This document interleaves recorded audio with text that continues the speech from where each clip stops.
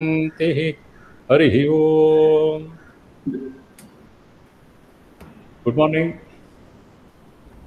We will discuss today Swamiji's first lecture on his return from the West. Swamiji landed in Colombo on 15th January 1897.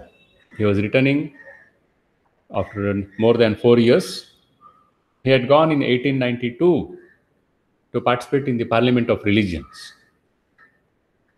Towards halfway of 1892, and it was an unknown sannyasi going out from India, and he also didn't know what would happen. But now he was returning as a national hero. He was famous across America, and almost the whole of India knew there was one Swami called Vivekananda who had gone, and he had represented very successfully the Hindu thought, Hindu philosophy, and defended Hinduism against all the lies that the missionaries and others were spreading in the West. First time he is coming back, he's not very sure what will be the reception like, but he knows India will appreciate it, but he had no idea what will be the kind of reception he will receive and what will be the public connection with him. But when he landed in Colombo, there was a royal reception given by the Hindus of Colombo, and they expressed their gratitude to him for representing Hinduism and giving a correct picture, because until then nobody had gone out to the West to give a correct picture of Hinduism. Rajaram Mohan Roy and others had gone not to give a correct picture of Hinduism. They say there are a lot of social evils. Sati is there, this is there, we have to correct it. They were not able to present the central principles of Hinduism and nor create that kind of impact which Swamiji was able to do. And Swamiji also was able to do that because of the Parliament of Religions. First time in the world, in the Western world, in India we had it.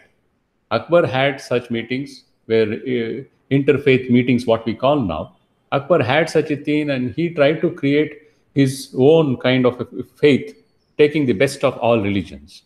And before that, it was the history of India, where people from different faiths would gather and exchange notes, see who has understood the truth in a better way or is able to communicate it in more clarity, with more clarity. In the West, for the first time, they were having a parliament of religions. It was not easy because there was very stiff opposition from the church. They said, how can all these other religions, faiths be asked to sit on the same platform with us? They are all false. We only are true. They are not our equal. How can we give them the platform to share with us? But America was already progressing, and they said, no, we will allow it. And then the central idea behind that Parliament of Religions was, at least for the organizing church, was to prove the superiority of Christianity. They said all will come and they will all realize how this is the only true best understanding of God and religion and life, and they will all accept it. But the whole thing turned ulta.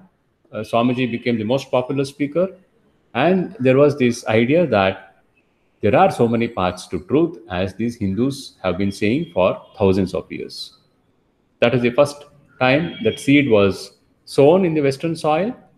Before that, there were these American transcendentalists, Emerson, Thoreau, and others, who paved the way for Swamiji's thought, because before some 25, 30 years before Swamiji's going, they were not ready to accept any other thought.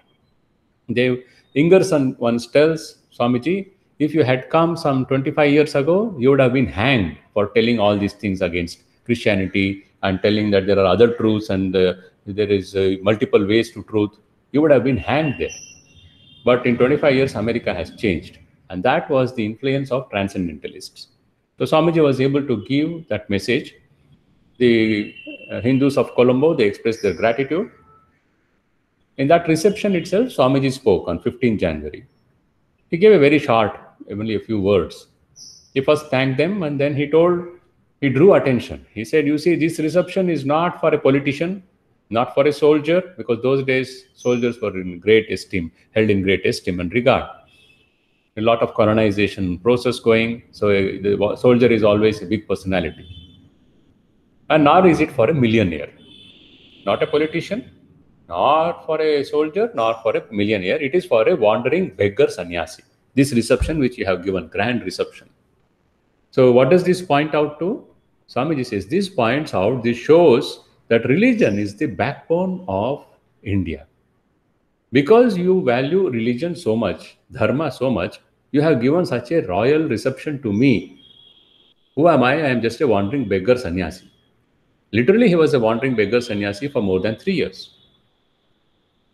And that, Swamiji says, is the backbone of India. For the first time, as soon as he landed in India, he presented this idea. The very first idea Swamiji presents when he returns to India as a hero, international figure and the hero of India, is religion is the backbone of India. And he makes this comment, as long as this backbone is strong, India will live. And that is our duty, to make sure that our religion is kept in its best possible condition. What does he mean by religion? That we will see in the lecture. We note this. What Vivekananda means by religion and what we understand by religion may not be same. So be careful about that. Next day, 16th January, one day after he returned to India, Sri Lanka was not considered separate then. It was part of the British Raj. So it is seen as India in those days. Though it is called Ceylon, not seen as separate. That day, Swamiji gave a talk, India, the sacred land, or what is also now titled as India, the Punya Bhumi. He gave it in Colombo. There was a big floral hall. And in that hall, he gave a public lecture, first public lecture. 15th, he spoke to the people who gave him reception. One P. Kumaraswamy, a leading Tamil scholar, philosopher. He was the chairman of the reception committee. Those days, they would give an address, a scroll. Some of those are still preserved in our Belur Math. A welcome address, nicely printed, sometimes with all kind of gold or something, decorations done to it. So next day, public lecture, Swamiji is sharing some thoughts. First time, India is hearing to Vivekananda as Vivekananda. Before that, people had heard him across India. Raja of Khetri, so many divans in Kerala, in Madras. Across India, they had heard him in small groups, and he would go around changing his name. Sometimes Vividishananda, sometimes Sachidananda, sometimes we don't know what other names he used. He didn't want to be recognized. But now, universally recognized as Vivekananda, he is speaking for the first time. So he is beginning with this same thing. See what little I have done. Work. It is not anything that is in me. It is part of my land's power, which has worked there. Certainly some good has been done in the West. What is that good? First, it has removed most of the wrong ideas that Christian missionaries and others had spread to get conversions.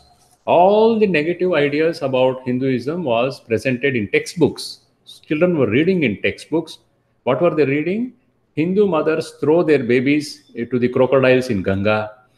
The widows are literally burned every day.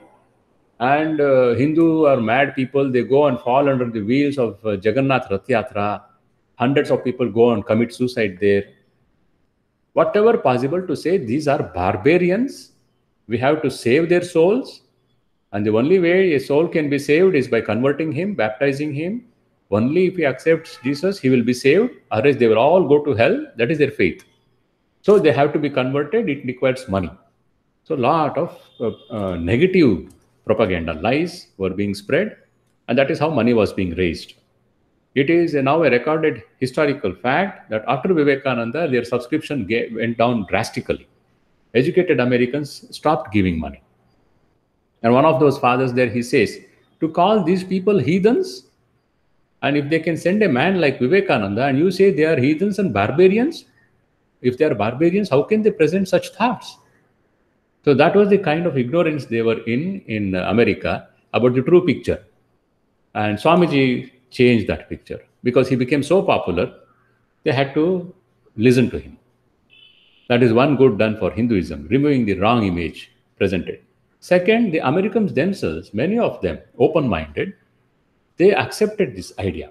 America and England also. Swamiji went to London, visited London from America. They accepted this idea, the central idea of Sanatana Dharma, that this universe is one. It is one consciousness, one energy. And there is only one power which is manifesting as this universe. That is what now modern science also is speaking, that they were able to accept. Now, that is the good done there for both Americans and for removing the wrong image of Hinduism.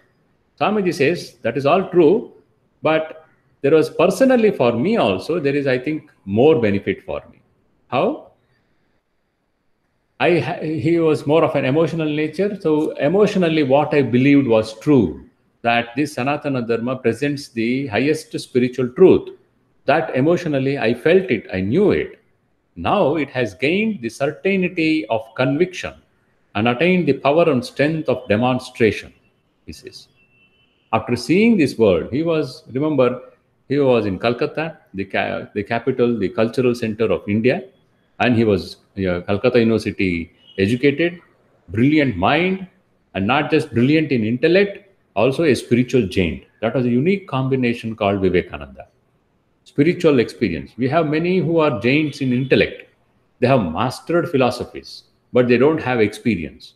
And Swami Vivekananda says, religion is realization. It is not theory. It is experience. And he had experienced those truths under the guidance of his guru, Sri Ramakrishna. So that was a unique combination. Spiritual realization with a brilliant intellect, with a brilliant oratory power, power of expression, everything. And that combination worked there in the West. And he says, what I knew emotionally, this is to be true. Today, that experience in the West, nearly more than 4.5 years, it has given me the certainty of conviction. Yes, after seeing their ignorance, I have understood this is the truth that has to be spread. And it has the power and strength of demonstration. I can now communicate it. Yeah, he says, I also thought, like all the others, the president here has pointed out, that this is the Punya Bhumi. India is the Punya Bhumi. It is the Bhumi, it is the land of karma. You work out your prarabdha here. Swami says, yes, I believe this. And I claim it is a blessed Punya Bhumi. And he talks about it. And why? Why do you call it Punya Bhumi? Because this is, above all, the land of introspection and of spirituality. The land of introspection, the land of spirituality. This is something the English, the Westerners, whoever they came, the Portuguese, the French, the English, they could not understand. Here was a land where the people gave the highest respect to a sannyasi figure, to spirituality. Repeatedly, we find in their records, in their letters, in their books, they are surprised. They say, how is it that the king, I remember an American priest, he's writing sometime early 19th century, 1815 or 16, which I had read. He says, this is a mad country. The king is riding on the elephant, and when a naked beggar comes in front of him wearing a loincloth, not even properly dressed, this king will come down from the elephant and fall flat on the road in the mud at his feet. What madness is this? They saw this fellow wearing only a langoti as a beggar. He doesn't even have proper clothes. How can the king come and fall on the road, Sashtang? These are mad people. This is to be understood like this. Every culture has its hero. The hero for the Western land is one who has the power to act. He is called the man of action. It is usually the king, my lord, the baron, the warrior. He is the cultural hero. Who is the hero? One who fights. We have now picked it up under the influence of the West. Look at our heroes in anything, in any cinema. He is not a hero if he doesn't beat some 20 people. So our hero is one who will beat people. So that is a Western idea of heroism. India, it doesn't mean that we didn't have such heroes. They were not considered worshipful heroes. Yeah, you have great capacity. You're a Kshatriya. There's a great strength you have. But that is not the highest glorified heroship of this land. For this land, it has always been the person who renounces everything in pursuit of the highest truth. That person, that principle which he represents, the highest ideal, that is the hero. That is the highest heroic ideal. And that was represented by the sannyasi. The English, the Western mind could not understand this. So Swamiji says, this is the Punya Bhumi because this is the land of introspection and of spirituality. Founders of religions. You have how many show any other land where you have so many great souls who have created such powerful spiritual movements. Being born in one place, that is only in India. That is why Swamiji says this is the Punya Bhumi. What is left now, we don't know what all has gone out. The other philosophies, they're all mere philosophies. Only Vedanta is a practical philosophy now. But otherwise, you see there, from that, leaving the Sanatana Dharma, there is Buddhism, there is Jainism, and later came Sikhism. And then in Hinduism itself, so many new ways of realizing and perceiving the truth. So this is the land of Punya Bhumi. There the karma is worked out. Tidal waves of philosophy have gone out in all the directions. Swamiji says, the life-giving water, because the whole universe is burning in the fire of materialism, and that fire can be put out by this life-giving water, which can go only from here, the land of spirituality. And he says, believe me, my friends, this is going to be. I have seen the West, and I am telling you, from India will go this spirit, this power of spirituality, which is required because it is a burning land. And we see it is happening now. Swamiji was a master student of history. So he's telling those of you who are students of the history of races, you're already aware. I'm telling you again, note this. What? The whole world owes a great debt to India, to this motherland. Why? Because there is not one race on this earth to which the world owes so much as to the patient Hindu, the mild Hindu. Oh, why? What is that? Swamiji explains. You see, in ancient and in modern times, wonderful ideas have been carried forward from one race to another. Every civilization, every race, it invents something. There is always creativity in every region of this world. Every society, it has creative minds and they discover some things. It is not just discovery outside, it is inner discovery also. So every race has something, some wonderful idea which it is taking out and sharing with others. How is it done? In ancient and in modern times, seeds of great truth and power have been cast abroad by the advancing tides of national life. When that power, when those ideas become very strong, then it will spread out. Not like this virus which comes from some country. These are ideas. Anything which is powerful will spread out. It will spill out. So these were powerful ideas. Every civilization, every race has some such ideas. It will spread out. How have the other races spread out their ideas? It has always been with the blast of war trumpets and with the march of embattled cohorts, armies. Each idea, they had ideas, but how did they spread it? By military force. Each idea had to be soaked in a deluge of blood. Each idea had to wade through the blood of millions of our fellow human beings. Each word of power had to be followed by the groans of millions, by the wails of orphans, by the tears of widows. You see how ideas are spread. Take communism or anything. How has it been spread? We have to think independently. Don't go by preconceived ideas and notions. How many millions and millions of people have been killed because I want to spread my idea? Take any religion other than Hinduism or those religions which have taken birth in India. Take don't neither Hinduism nor Jainism nor Sikhism. Take any other faith which has come from other races. How have they spread? Either accept my thought or I cut your throat or I kill you. Take the modern instance of communism also. How have you spread? That's the point Swamiji is making. Ideas have always been there in every race. How have you spread your ideas? Accept my ideas or die. That is the way you have spread. This, in the main, other nations have thought, but India has for thousands of years peacefully existed. Here, activity prevailed when even Greece did not exist, when Rome was not thought of, when the very fathers of the modern Europeans lived in the forests and painted themselves blue. There is this more than 1,000 years ago, these Celtics, there is a kind of a wood plant that they would take out the blue color. It has some medicinal value. They would paint themselves, their faces and arms, because if there is a wound or cut, it is said that it will prevent septic or something like that. Because those days, a small wound also, if it becomes sepsis, they would die. So Swamiji says, you are living in that condition when India was already progressed, civilized.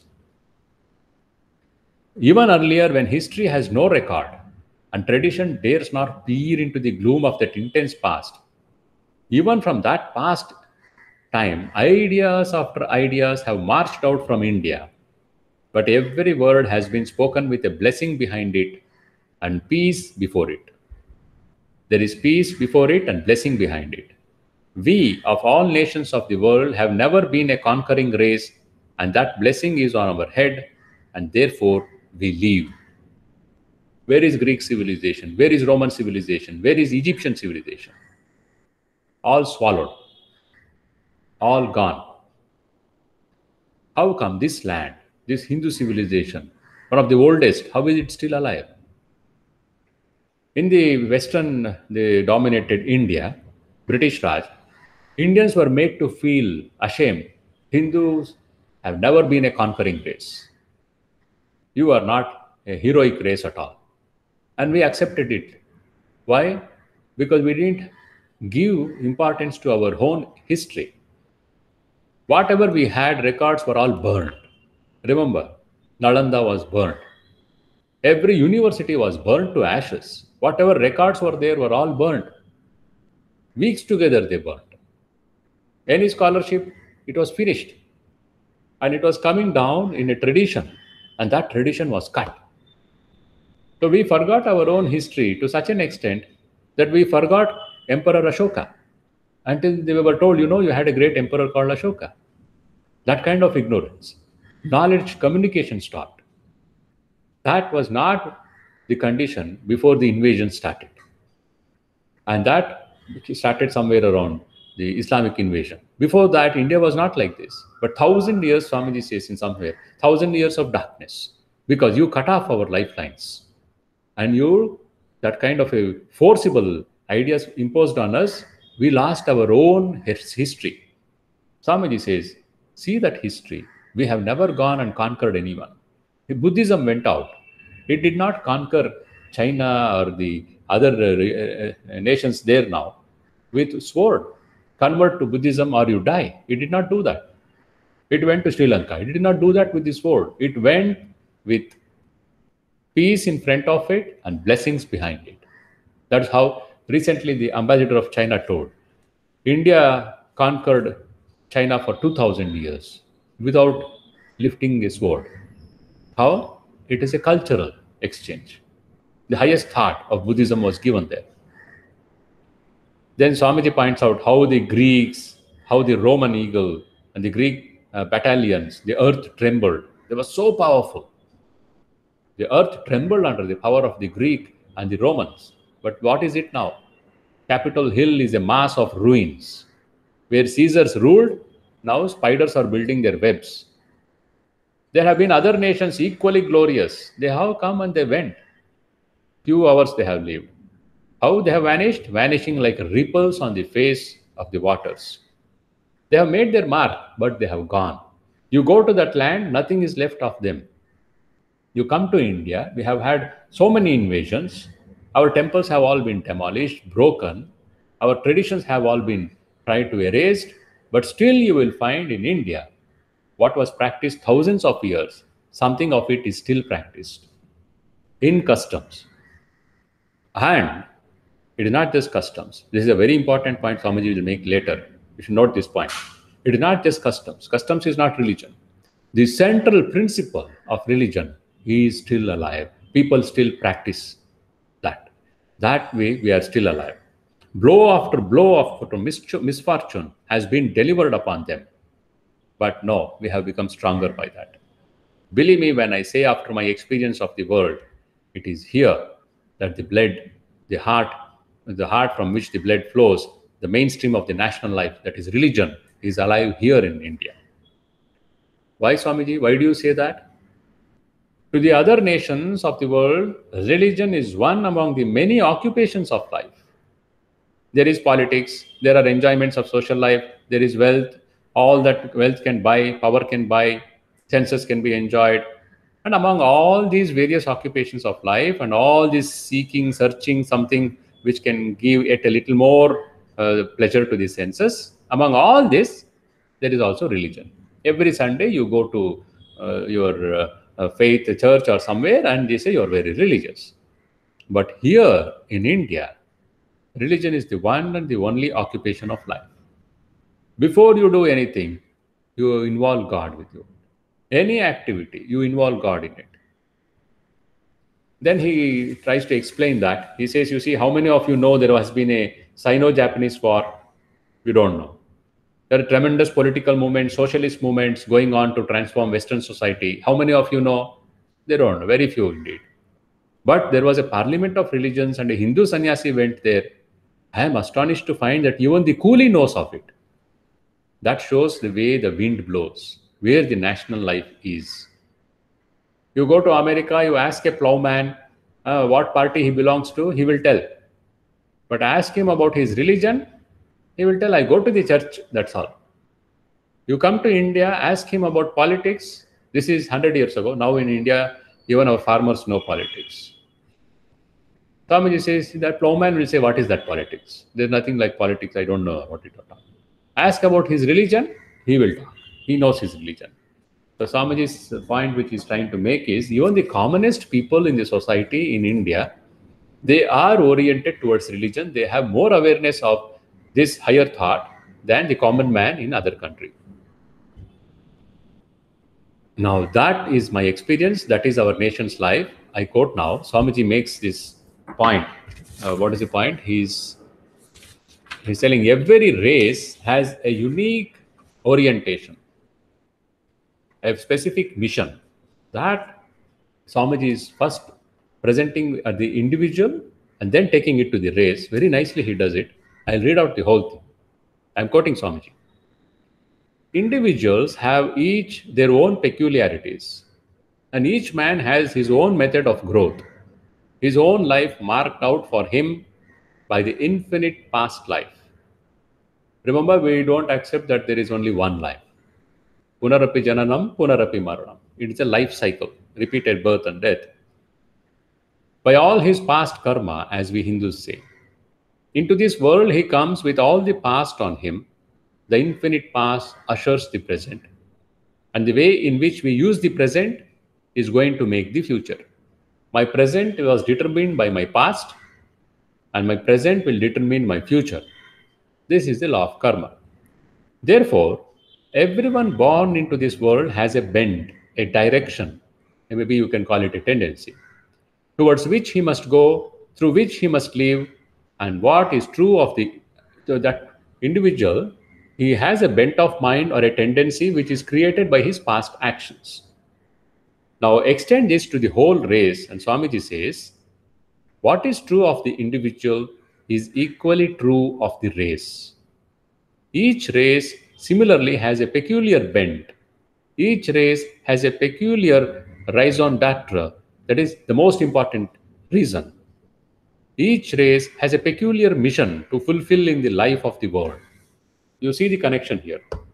First is, each of us, we are born with our own past actions, which we call karma phala, which determines my present life in society, what kind of body, where I am born, what are my capacities, what are my limitations, physical, mental, uh, culturally, in terms of uh, economics, everything.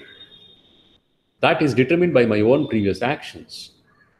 And how I use these conditions and how I use my free will now and what kind of actions I engage in, that will determine the future, the results of the future action. Now, similarly, expanding this to the whole race, Swamiji says, this race in this land called India, it has been for thousands of years. Thousands. Traditionally we don't talk of 3, 5,000, and now science is talking about 8,000. They started with 2,000, 3,000, 5,000. Now they're talking about 8,000. We say 30,000 maybe. We don't have a record left, but our understanding, traditional understanding, is thousands of years history is there in this land. We never bothered to write it. We didn't bother to write, and what was written was destroyed by invading people. So every race has a peculiar bent of mind, a peculiar mission to fulfill in life. Each race has to make its own result to fulfill its own mission. You will have to use the free will to fulfill that mission. Political greatness or military power is never the mission of our race. It never was, and mark my words, it never will be. But there has been the other mission given to us. This is the mission that India as a race has to contribute to the world. What is that? Which is to conserve, to preserve, to accumulate, as it were, into a dynamo all the spiritual energy of the race. And that concentrated energy is to pour forth in a deluge on the world whenever circumstances are propitious. What is the mission of India according to Vivekananda? You have to conserve, you have to preserve, you have to accumulate all the spiritual energy of this race. Give it a power, make it a dynamo, and then pour it forth upon this world with blessings. Whenever conditions become favorable, pour it out as a blessing. Peace in front, blessings behind you. Pour it out like that. Let the Persian or the Greek, the Roman, the Arab, or the Englishman march his battalions, conquer the world, and link the different nations together. Then the philosophy and spirituality of India is ever ready to flow along the new made channels into the veins of the nations of the world. The Hindu's calm brain must pour out its own quota to give to the sum total of human progress. India's gift to the world is the light spiritual. Yes, every race has something unique to contribute. And the unique contribution, the most important contribution that India can do is to give light spiritual. And for that, first I have to conserve, preserve, and then put together the energy. The whole race has to do this together so that it acquires the power of a dynamo and then send it forth as blessings to the whole mankind. In the past, Swamiji is telling, in the past we read in history that whenever there arose a great conquering nation, uniting different races of the world, binding India with the other races, taking her out as it were from her loneliness and from her aloofness from the rest of the world, which she cast herself into again and again. Whenever such a thing happened, there was a flooding of the world with Indian spiritual ideas. It has always happened. Indian spiritual ideas have gone out. Then Swamiji gives one example. At the beginning of this century, that is the beginning of the 19th century, that is 1810, 1815, like that, Schopenhauer, the great German philosopher, he was reading not a very clear translation of the Vedas, made from an old translation into Persian, and from that Persian translation, an young Frenchman translated it into Latin. So he was reading the message of the Vedas in Latin, third-hand translation. Someone translated it into Persian. When the Arab invaded India, there were minds which could appreciate the greatness of this, and they were translated into Persian language, the Indian deep highest realization, spiritual truths from the Vedas, the Upanishads. And from that Persian language, someone translated, a young Frenchman translated into Latin, and Schopenhauer, he read this in this third hand translation, and then he said, in the whole world, there is no study so beneficial and so elevating as that of the Upanishads. It has been the solace of my life, it will be the solace of my death. This great German sage foretold, Swamiji is telling, the world is about to see a revolution in thought more extensive and more powerful than that which was witnessed by the renaissance of Greek literature. This was early 19th century. And Swamiji says, today his predictions are coming to pass. Those who can see, they can see the workings of the minds of different nations in the West, and they can see there is an immense change that has been produced in the tone, the procedure, in the methods, in the literature of the world by this never ceasing, slow permeation of Indian thought. Indian thought is again working now when the West, especially the English, have connected the countries. They have forced India to wake up and connect with the outside world. And whenever such connections have been created by conquering races, India has sent out the blessings of spiritual light. And it is not just spiritual light. India has consciously, willingly given out the spiritual light. The invading hordes have always looted India. The prosperity of England is the looted wealth of India. We should not be very nice about it. History is a fact. It is a fact. You just study history, you will know. Where was the West? What was the prosperity of England before the invasion? And what is the prosperity of India when they invaded India? And for that matter, even Arabic invasion. What was the prosperity of India? And where was their prosperity coming from? They looted India, from wealth to spices to everything. But India gave willingly the spiritual thought. It went into the Persian language, it went into the Latin language, and then it went out into the English language. But there is another peculiarity I have already hinted to you. We never preached our thoughts with fire and sword. If you don't accept my thoughts, I will put fire to your houses. I will kill you. That we have never done. Then Swamiji makes a very nice statement. He says, if there is one word in the English language to represent the gift of India to the world, if there is one word in the English language to express the effect which the literature of India produces upon mankind, it is this one word, fascination. Fascination. What is fascination, Swamiji? It is the opposite of anything that takes you suddenly. What do you do as a conqueror? Suddenly you come to me, put a sword at my throat and tell, convert now or die. Accept this or die. And now what do? You give money, you tempt me and tell me, convert to my faith. What does Hinduism do? Fascination. It is opposite of anything that takes you suddenly. It throws on you, as it were, a charm, imperceptible. To many, Indian thought, Indian manners, Indian customs, Indian philosophy, Indian literature are repulsive at first sight. But let them persevere, let them read, let them become familiar with the great principles underlying these ideas. Great principles underlying all our ideas and customs.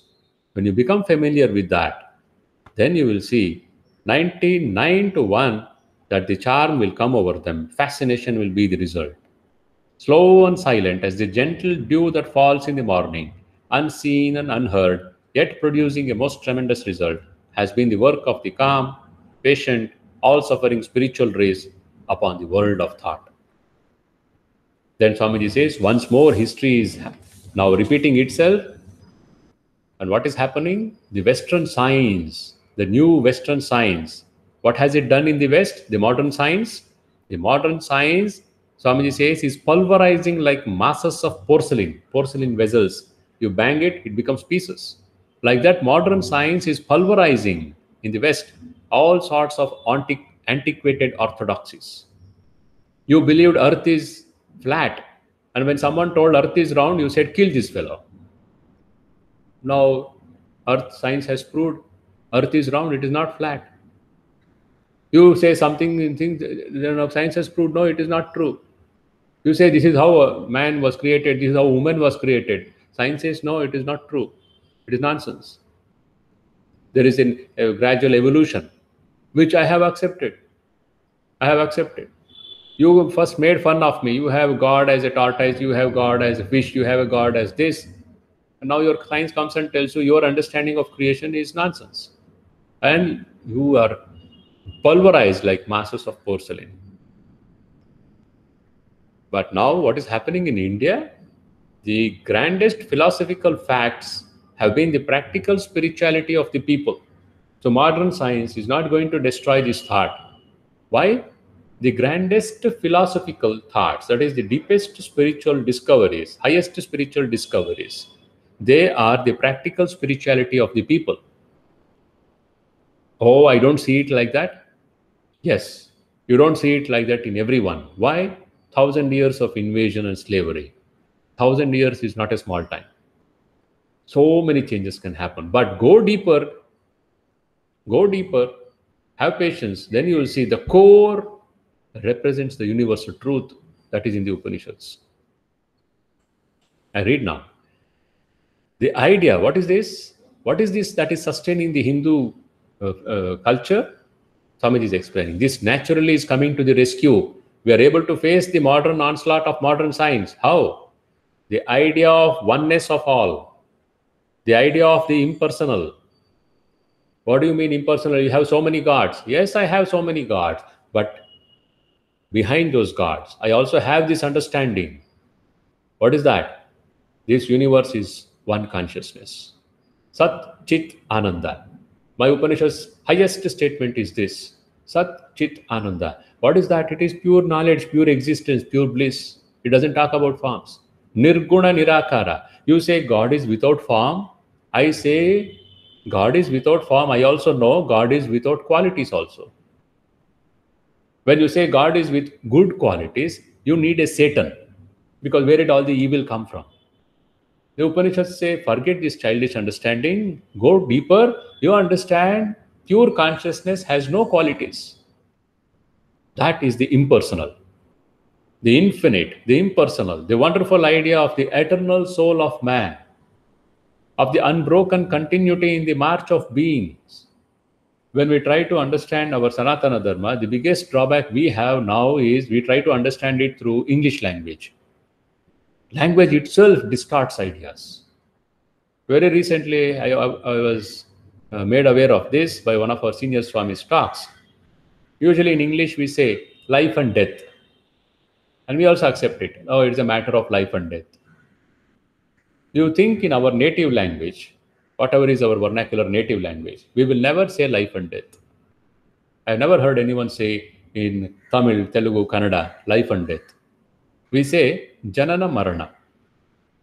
We don't say Jivana Marana. It is Janana Marana. Because Jivana, life, is continuous. We know life is continuous. Life was there before this birth. Life continues after death. Kathopanishad, Nachiketa asks, what is it that continues after death? Is there something that continues? Yes. Where does it go? What is the truth? Where was I? Shankaracharya. Where was I before I was born? Bhajagovindam, you will find it. And where will I go after this death? So, life is a continuous existence.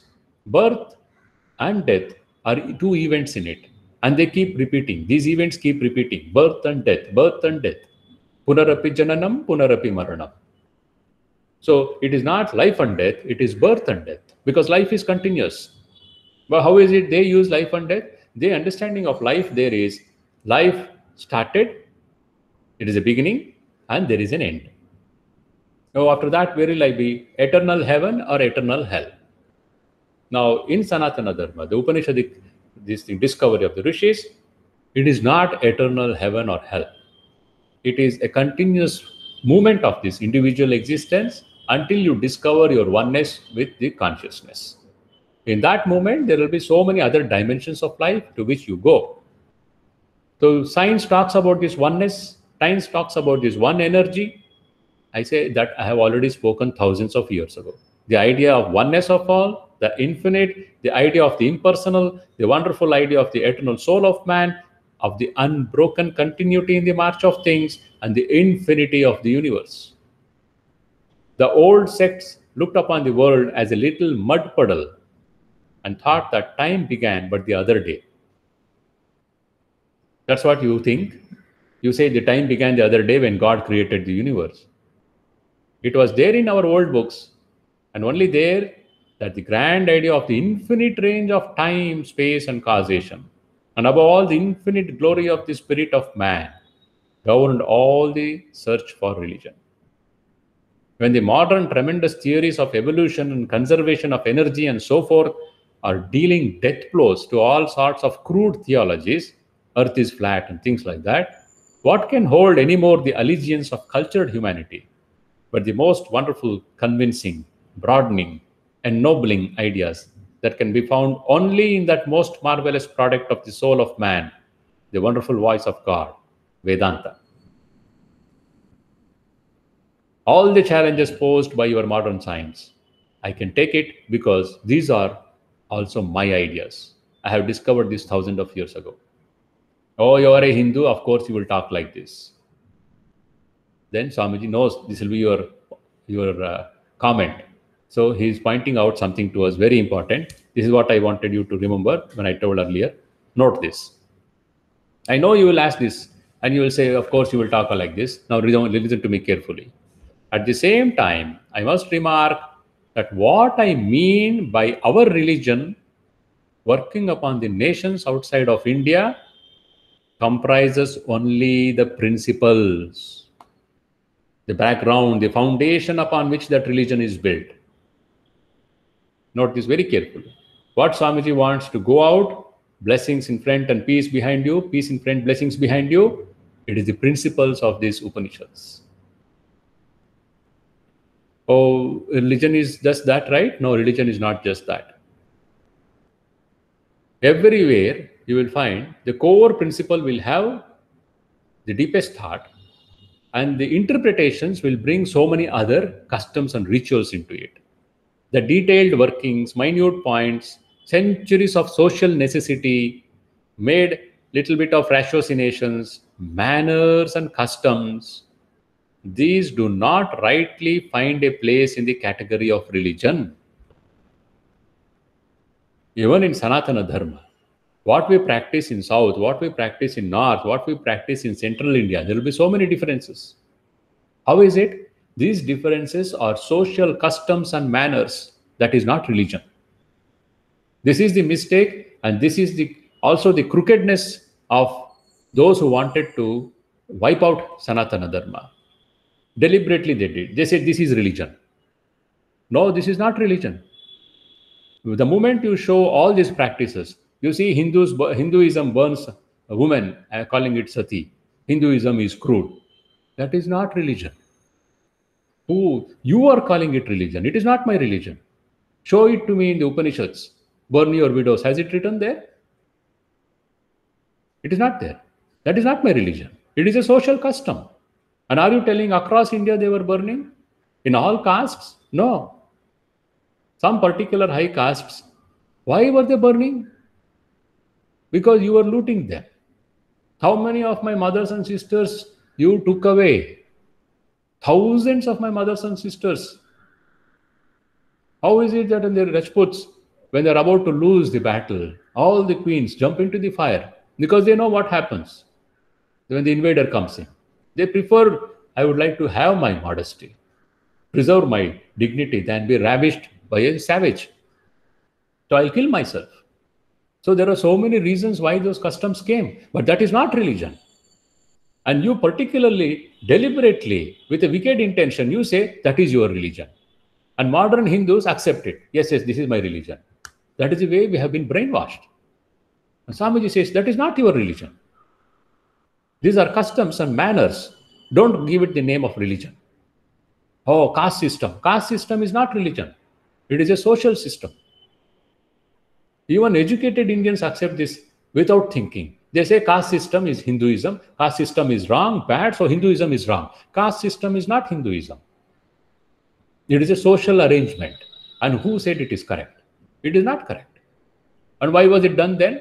1,000 years of slavery. It has changed so many things. You don't remember even the history of 200 years ago. What do you know of the history of 1,000 years? 1,000 years of slavery has made this society like this. It has taken so many crooked shapes. And now, what are you doing? Again, saying selfishness. But that is not my religion, mind you. That system is not my religion. It is a social mannerism, social custom. Don't give it the label of religion. Why do you give then? It is deliberately done, and we have been trained by our education system like that. This is the evil of Hinduism. It is not Hinduism. It is a custom practiced by Hindus, but that is not their religion. What is the religion? It is in the Upanishads. That is what Vivekananda came to declare. He repeatedly says, go back to the Upanishads. Go back to the Upanishads. The pristine level, go there. That is the fountain of spirituality. Why should I go back? Because you have now degraded into these customs. Very harshly Swamiji scolds. Last 200, 300 years, all you have done in the name of religion is telling whether I should eat from my right hand or left hand, or how many times I should ring my bell. You have come down degraded to this level. Why was I degraded like this, sir? Why am I degraded? Your tradition was broken. Your system, Guru Parampara, was broken. How many scholars were killed when Nalanda was invaded? So that, and then you were going inside like a Kupa Manduk, Swamiji says, frog in the well. You became a frog in the well. Why did you have to become a frog in the well? So many social reasons are there. Why is it I see in Bengal, in Punjab, the weddings are done only in night. Have you ever thought why? I was very surprised. In South India, we never do weddings in the night. Why do you do weddings in the night? Because if you did in the morning, the invader would come and loot and take away, kidnap the women there. So the safety of my woman was silently finish the wedding in the night. All relatives will come. Now that has become a social custom there. Oh, in our community, we do weddings at night. Why do you do? Go and see. If I did in the daylight, these fellows would come and kidnap all my women, my mother, my sisters, my bride, everyone. So to preserve my mothers, my sisters, my would-be wife, I have to do it in the silence of the night. Now that is a custom, but you have made it now religion. That is not religion. It is a social custom. Now listen to this carefully. We know that in our books, a clear distinction is made between two sets of truths. First set of truth is that which abides forever, being built upon the nature of man. Why will it live forever? Because it is built upon the nature of man, the nature of the soul's relation to God, the nature of God, perfection, and so on. These sets of truth, the first set of truth, it is built on these eternal truths. There are also the principles of cosmology, of the infinitude of creation, or more correctly speaking, projection, the wonderful law of cyclic procession, and so on. These are the eternal principles founded upon the universal laws of nature. This is called Shruti. This is called Shruti. So what all comes under Shruti? Only the Upanishads. Only the Upanishads. Brahma Sutra is also the same thing. The Upanishads. The Vedas, the essence of Vedas is the Upanishads. That is Shruti. The other set, second set of truths, it comprises the minor laws which guided the working of our everyday life. They belong to more properly the Puranas, the Smritis, Manusmriti, Yajnavalkya Smriti, so many Smritis. Whoever wants to beat Hinduism, they bring the Manusmriti and tell, you see Manusmriti?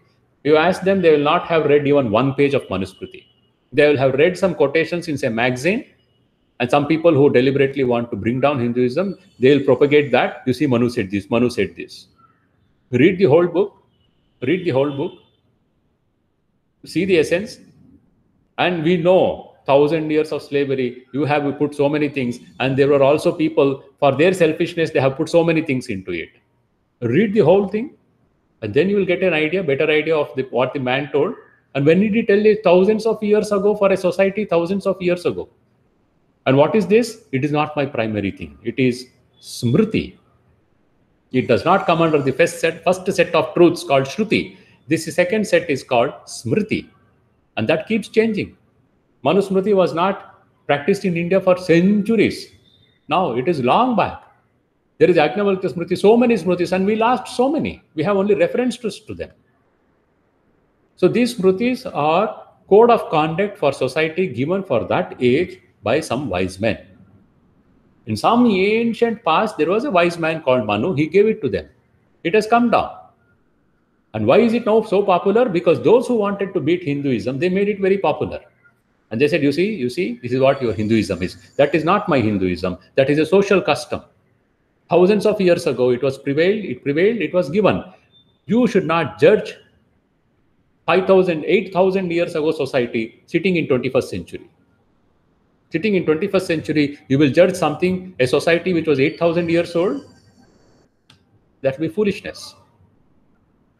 They belong more properly to the Puranas, to the Smritis, not to the Shrutis. Two words, Shruti, S-H-R-U-T-I in English. Shruti is the essence of Sanatana Dharma, Hinduism. What is that? Give me a text, Upanishads. Shankaracharya has given a commentary on 10 Upanishads. You read the 10, you have the essence of Sanatana Dharma. Smritis, these Puranas, Mahabharata, Ramayana, all that. These have nothing to do with the other principles, Swamiji is telling. Even in our own nation, these minor laws have been changing all the time. Customs of one age, of one yuga, have not been the customs of another. And as yuga comes after yuga, they will still have to change. Great rishis will appear and lead us to customs and manners that are suited to new environments. We have the Constitution of India now. That is our new Smriti. Constitution of India is the new Smriti. And it says, for this age, this will be our social behavior, conduct, and laws. That is the new Smriti of India. We are not following Manusmriti now. But this constitution is not my dharma. It is not the essence of Sanatana Dharma. It is a social custom. What ideal social custom is that which helps me to manifest these inner truths. These inner truths are universal. It is not for Hindus, it is for mankind. Oh, how is it for mankind? Because it is based on what? The nature of man, the nature of soul, the soul's relation to God, the nature of God, perfection, cosmology. You go now, tally this, whatever this essence of Sanatana Dharma is with the modern science, you will see it is in tune. The great principles underlying all this wonderful, infinite, ennobling, expansive view of man and God and the world have been produced in India. In India alone, man has not stood up to fight for a little tribal god, saying, my God is true and yours is not true. Let us have a good fight over it. It was only here that such ideas did not occur as fighting for little gods. Why? Because these great underlying principles, being based upon the eternal nature of man, are as potent today for working out for the good of humankind as they were thousands of years ago.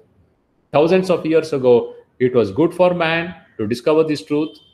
Even now, it is good for man because it is based on the foundation of the nature of man.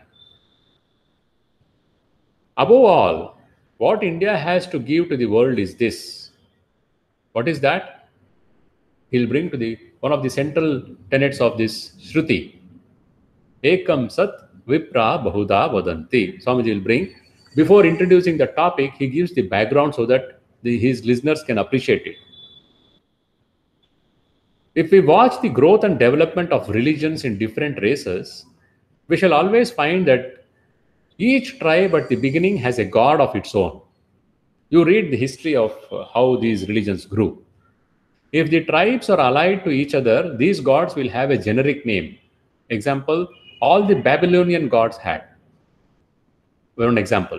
When the Babylonians were divided into many races, they had the generic name of Baal. Just as the Jewish races had different gods with the common name of, I don't know how to pronounce, Moloch, he gives the name. And at the same time, you will find that one of these tribes becomes superior to the rest and lays claim to its own king as the king over all. It naturally follows that it also wants to preserve its own god as the god of all the races. When a tribal group conquers another tribal group, it says, my king is now greater than your king. It will extend and say, my God is greater than your God, because my God helped me to get victory. Your God did not help you to get victory. So your God is weak. Now you accept my God. Therefore, Therefrom, it naturally follows that it also wants to preserve its own god as the god of all the races. Baal Merodach said the Babylonians was the greatest god, all others were inferior. Moloch Yahweh was the superior over all the other Jewish sects. And these questions had to be decided by the fortunes of battle. How do you know which god is great? Let you and I fight. Whoever wins, his god is great. That was the understanding of religion, understanding of God. Because I have victory, my god is stronger. Because you lost, your god is weak. So this God is not standing on the nature of human nature. It is not standing on the eternal truths of this law of nature. It is standing on a battle's victory or defeat. Even in India, it was like that. The same struggle was here also. Same competing gods had to be struggling with each other for supremacy. But the great good fortune of this country and of the whole world was that amidst this small-minded, petty fighting, my God is stronger than your God, my God is the only true God, amidst this din and confusion, in this land, thousands of years ago, a voice declared, that which exists is one, sages call it by various names. That which exists is one, sages call it by various names. Ekam Sat, Vipra, that is wise people, sages, Bahuda Vadanti, call it by various names. Swami Vivekananda's Guru Sri Ramakrishna says, there is a pond, tank, people come to collect water from all four directions. Someone comes and collects it from this ghat and he says, Pani. Someone comes from the other side, he calls it Jal. Someone comes from the other side, he calls it water. Someone comes from the other ghat, he calls it aqua. Just because they call it by different names, does it become different? It is the same water. Truth is one. You call him by whatever name you want. That doesn't make it different from the water I am having. That doesn't make that God different from what I am. This is the message of Sanatana Dharma. It is not that Shiva is superior to Vishnu, not that Vishnu is everything and Shiva is nothing, but it is the same one whom you call either Shiva or Vishnu or by 100 other names. The names are different, but it is the same one. The whole history of India you may read in these few words. What is that? The whole history of India, truth is one. The whole history has been a repetition in massive language with tremendous powers of that one central doctrine. Ekam Sat Vipra Bahuda Vadanti. It was repeated in this land till it had entered into the blood of the nation, till it began to tingle with every drop of blood that flowed in its veins, till it became one with life, part and parcel of the material of which it was composed. And thus the land was transmuted into the most wonderful land of toleration, giving the right to welcome the various religions as well as all sects into the old mother country. Therefore, there is harmony. Herein is the explanation of the most remarkable phenomenon that is only witnessed here. All the various sects apparently hopelessly contradictory, yet living in such harmony. We have been living together. I am a Vaishnavite, I am a Shaivite. I may not go to your temple, but I don't come and kill you because you don't accept my God. I don't kill you because you are a Shakta. I don't kill you because you are a Jain or a Buddhist. You may be a dualist and I may be a monist.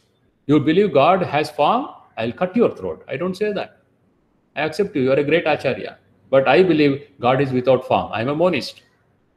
You may believe that you are the eternal servant of God and I may declare that I am one with God myself. Yet both of us are good Hindus. If someone says, I am one with God, you have killed them. In Kashmir, you peeled out that Sufi's skin as a punishment because he said, I am one with God. His skin was peeled out when he was alive as a punishment for blasphemy. How is that possible? Swamiji asks this, how is it possible that we live in harmony with such diverse views about truth? That which exists is one, sages call it by various names. Bless that moment of discovery. When it was done, yes, truth is one. We approach it in so many ways. Above all others, my countrymen, this is the one grand truth that we have to teach to the world. What is that? Even the most educated people of other countries turn up their noses at an angle of 45 degrees and call our religion idolatry. I have seen that. And they never stopped to think what a mass of superstition there was in their own heads. It is still so everywhere, even today. Swamiji said this 100 years ago. Even today it is there. This tremendous sectarianism, the low narrowness of the mind. The thing which a man has is the only thing worth having. The only life worth living is his own little life. Dollar worship, mammon worship. If he can manufacture a little clay nonsense, invent a machine, oh, that is the greatest thing. But Swamiji says, education has yet to be in the world, and civilization has begun nowhere yet. Suddenly he puts a very grand statement. He says, education, it is not yet, proper education has not yet started. Civilization also has not come. 99.9% of human race are more or less savages even now. Elsewhere, Swamiji makes this, last class also I pointed it out. We should remember this. Man is a compound of animality, humanity, divinity. Human being is a compound of animality, humanity, divinity. Pashutva, Manushatva, Daivatva. This is the combination. And we function from these three forces working in us. At any point of time, one of the other will be dominant. When the Pashu is dominant, intellect will be working, but intellect will not know it is the Pashu now manifesting through me. That intellect will work to fulfill the needs of the Pashu. It may be anything, physical enjoyments. And that will come with greed, like dogs barking at each other because I want my share of spoils. Anything which awakens the animal in me, intellect will promote that. That's why just promoting the intellect is very dangerous. When it becomes like we have these corrupt officers, corrupt, totally corrupt politicians. Why? Intellect is there, brilliant intellect, but the animal is dominating that intellect. And then there is the human aspect, Manushatva. How is that to be recognized? Sri Ramakrishna says, Jar man hosh hoye che shei manush. He whose mind has awakened, only he can be called a manush. Awakened to what? I am not sleeping. That's the problem with English when we use these words. Awakened to higher dimension. Awakened to the higher dimension within himself, higher truths. Only when your eyes open to that, then that intellect starts functioning to manifest that. The highest is divinity, discovering that pure consciousness as my true nature. Swamiji says 99.9% of human race are more or less savages even now. Human race, he says, mind you, he doesn't say only Hindus are all great saints. Human race, 99.9% are animals. We may read of the intellectually, people will be convinced of all ideas. In practice, all the animal behavior only. Greed, jealousy, born from animal nature. But the intellect is convinced I am very advanced because I have so many awards and I am recognized so and so. But it is an animal finally functioning there. We have read of these things in books and we hear of toleration in religion and all that. But very little of it is there in this world. Take my experience for that. 99% do not even think of it. There is tremendous religious persecution yet in every country in which I have been.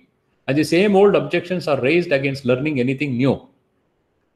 The little toleration that is in the world, the little sympathy that is yet in the world for religious thought is practically here in the land of the Aryan and nowhere else. It is here that Indians build temples for Mohammedans and Christians, nowhere else. If you go to other countries and ask Mohammedans or people of other religions to build a temple for you, see how they will help. They will instead try to break down your temple and you too, if they can. The one great lesson, therefore, that the world wants most, that the world has yet to learn from India, is the idea not only of toleration, but of sympathy.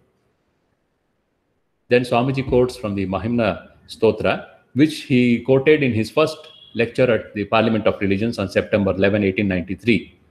As different rivers taking their start from different mountains, running straight or crooked, at last come unto the ocean, So, O Shiva, the different paths which men take through different tendencies, various though they appear, crooked or straight, all lead unto thee. The shloka goes like Sankhya or Yoga or whatever path they may take, they all finally, some are correct, some have in the wrong way they are coming, but finally they all come to thee. Sri Ramakrishna gives a more different explanation. He says the house has so many doors, front door, back door. People come from so many doors for so many reasons and so many capacities in life, but finally they all come to the same place. Though they may take various roads, all are on the ways. Some may run a little crooked, others may run straight, but at last they will all come unto the Lord, the One. Then and then alone is your bhakti of Shiva complete, when you not only see him in the linga, but you see him everywhere else. He is the sage, he is the lover of Hari, who sees Hari in everything and in everyone. If you are a real lover of Shiva, you must see him in everything and in everyone. You must see that every worship is given unto him, whatever may be the name or the form. Listen to this. That all knees bending towards the Kaaba, or kneeling in a Christian church, or in a Buddhist temple, are kneeling to him, the Lord, whether they know it or not. It is one God they are worshipping, whether they are conscious of it or not. That in whatever name or form they are offered, all these flowers are laid at his feet, for he is the one Lord of all, the one soul of all souls. He knows infinitely better what this world wants than you and I. It is impossible. Why is it universal religion, it is called, some religions? What is their understanding, explanation of universal religion? Maximum people are practicing it, so that is why it is universal religion. That is a stupid definition of universal religion. Universal religion is that which is based on universal principles, not on someone's faith, someone's understanding. It is impossible. So the idea is universal religion, make everyone follow same religion. Then there will be world peace. Has it happened? Has it happened?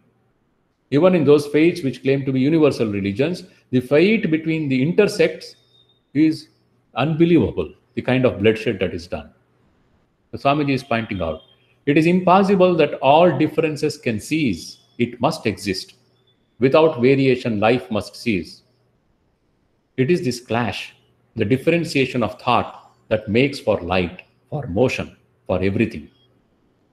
Differentiation, infinitely contradictory, must remain. Yes, there must be differences, because that makes for light, for motion. But it is not necessary that we should hate each other, therefore. It is not necessary, therefore, that we should fight each other. You worship God in your own name, you worship God with form, I worship God without form. Should we fight for that? It is not necessary. Therefore, we have again to learn the one central truth that was preached only here in our motherland, and that has to be preached once more from India. Why? Because not only is it in our books, but it runs through every phase of our national literature and is in the national life. Here and here alone is it practiced every day. And any man whose eyes are open can see that it is practiced here and here alone. Thus, we have to teach religion. There are other and higher lessons that India can teach, but they are only for the learned. The lessons of mildness, gentleness, forbearance, toleration, sympathy, brotherhood, everyone may learn, whether man, woman, or child, learned or unlearned, without respect of race, caste, or creed. They call thee by various names, thou art one. That is the central message Swamiji gives. They call thee by various names, but thou art one. This is the message. This is the land of spirituality. This is the land of introspection. Now we have to first have some clarity, because we ourselves have lost it. We are thinking some social customs, calling it religion, and we have lost the essence. So Swamiji's call is, go back to the source. Ekam sat vipra bahuda vadanti. Discover that. What is that? Discover that divinity within you. Swamiji says, my motto indeed can be put in a few words, and that is to preach unto mankind their divinity and how to manifest it in every moment of life. It is not enough to know I am divine. It has to be realized. How do you know I have realized? It is manifest in your movement, every moment of life. In the Gita, Arjuna asked, Sthita pragnasya ka bhasha. How does this man of equanimity, the man who has realized the truth, how does he sit? How does he talk? How does he walk? How does he conduct himself? If you have realized truth, it manifests in your deeds, in your thoughts, in your words. That is the challenge Swamiji places before us. But this was the first talk as the great Vivekananda that Swamiji delivered in Colombo, 16th January 1897. Then there was a series of lectures. This has been collected and put together as lectures from Colombo to Almora. Colombo, this is the first lecture. Next he gives in Jaffna and other places, and then he comes to the mainland, and the last lecture until Almora. That has been put as a collection. We have a book, Lectures from Colombo to Almora. Today I have discussed this first lecture in Colombo. And the main, this thing is, central fact is, this is the land of spirituality. There is, the history of India is the history of religion. This is the land which forgot Ashoka. This is the land which never forgot its rishis. Why? How can I forget? Every time I worship God, I tell my Gotra. This is the land where I take pride in belonging to a rishi, not belonging to a knight. 200 or 600 BC, they say, was the basic period according to modern scholarship.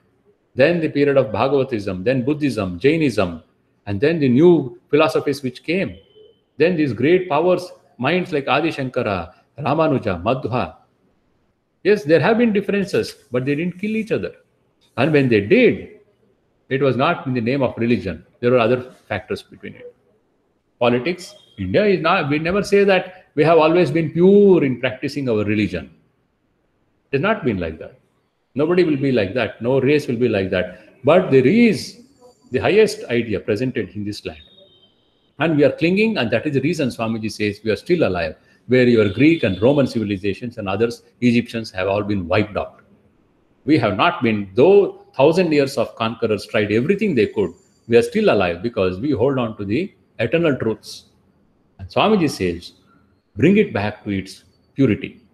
So much of gross things have added, dross has been added to it in the name of, as I said, that marriage custom, and you say that is my religion, that is a social custom.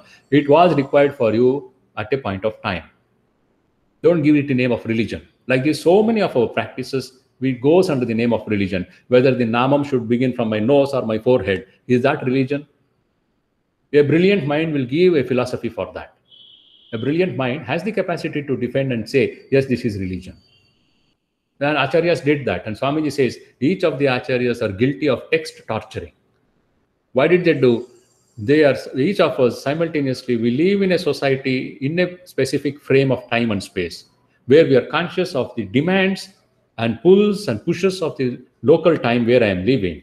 And also, we live at the universal time, where I say, yeah, this is the truth. But very few people can harmonize both. And when they do, they don't interact much with the society. Like Sri Ramakrishna, there is this first war of independence, what we call it, in 57, so many things happen. We never hear him talk about any of those things. There is only one purpose. I discovering the truth. I want to see the Divine Mother. I want to have a continuous vision. And then comes this young man. Have you seen God? Yes, you can see God. You can see, you can speak. How many want to see God? How many of us want to see God? Even those of us who say we are very religious and spiritual, how many of us want to see God? We are happy to do or practice some rituals and we say we are religious, we are spiritual. Are you truly desiring to see God? I don't know. Very few do that. That is the core. That core is still preserved in this land. And Swamiji says, Ekam Sat Bahuda, Vipra Bahuda Vadanti. This message has to go out. Oh, we see people are doing this. I get some people tell, you know, this party is doing this is doing this. These are all fundamentalists. There are reactions and there are causes for some things. Without seeing the cause, simply pointing out the reaction and trying to blame Sanatana Dharma, that is also an agenda. We go back to Swamiji's message, not with this intention to say others are wrong, because that is not going to help, because I and my brother are one. As Jesus says, love thy neighbor as thyself. Why should I love my neighbor as thyself? Because he and I are one. That is what Vedanta teaches me. I cannot harm a fellow human being without harming myself. It is not an eye for an eye or a tooth for a tooth. And you want to bring it into 21st century in the name of religion. This is a custom, a barbaric custom. Now, in a huge land with that much of ignorance and education still not properly given, after 1,000 years of slavery, education is still not properly given to my countrymen. What do I expect? And you don't teach anything, and you don't allow anything to be taught in the name of secularism. What do you expect? Swamiji said, we should have this education in our hands. It should be on the nationalistic line. What is that nationalistic line? Not on your Smriti line. Oh, he told in this third that it should be based on the Shruti. What is it? Give back the man his individuality. Swamiji says, that is your first work. You have taken away the individuality from the common masses. Give him back that individuality. Now, what is that individuality? How do I give him back? Give him that faith, brother, you and I are one. If I have manifested this, you also can manifest. Give him whatever is required. Privileges? No. Give him facilities, opportunities, so that he manifests his inner potential. That is the call of Vivekananda. He begins first by drawing attention to the backbone of the country, religion, and then he points out what is this essence of religion. It is the Shruti. And what is the message of the Shruti? Ekam Sat Vipra Bahuda Vadanti. And India has always given this out. Now has the time come again, we have to give it out. And to give that out, you have to first practice.